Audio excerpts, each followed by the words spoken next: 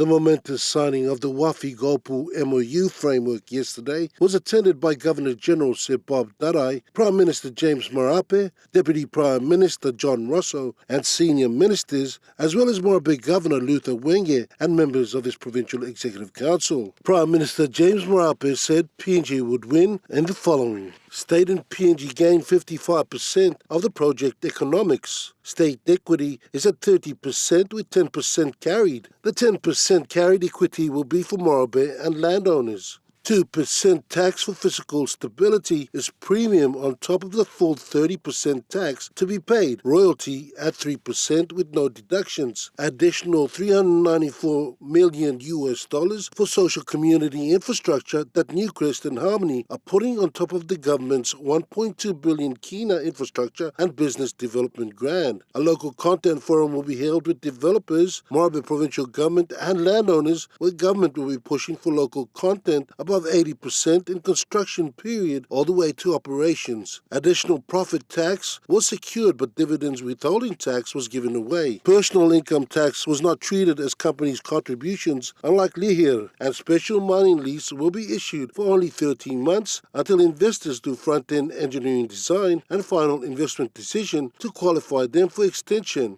After FID, then cash call will be required from Kumu Holdings Limited equity contributions. This signing is an additional $2 billion to Papua New Guinean beneficiaries and our economy. All in all, if you look at the pie split in the harvest that will take place from existing modeling against a price of $1,200 an ounce, the modeling seeks to deliver to us in the vicinity of around $12 billion, $13 billion as we go into the life of the SML that is forecasted to be issued.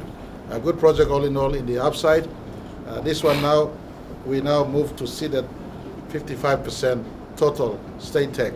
When you put in equity, when you put in royalty, when you put in tax that we have pushed to secure, including 2% premium on fiscal stability, we will issue. We now sit on the side of 55% gain. For those who have been following how we've been negotiating, Pogra is at 53% in the life of 20 years. This one is at 55% now in the life of possibly 30, 40 years.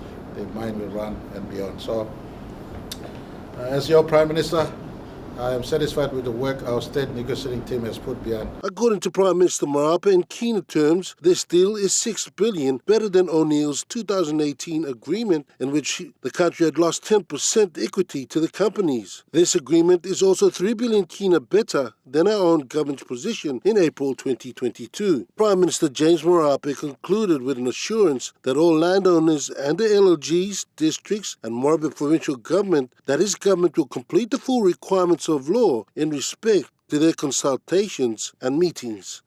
Rocky Iso, National EMTV News.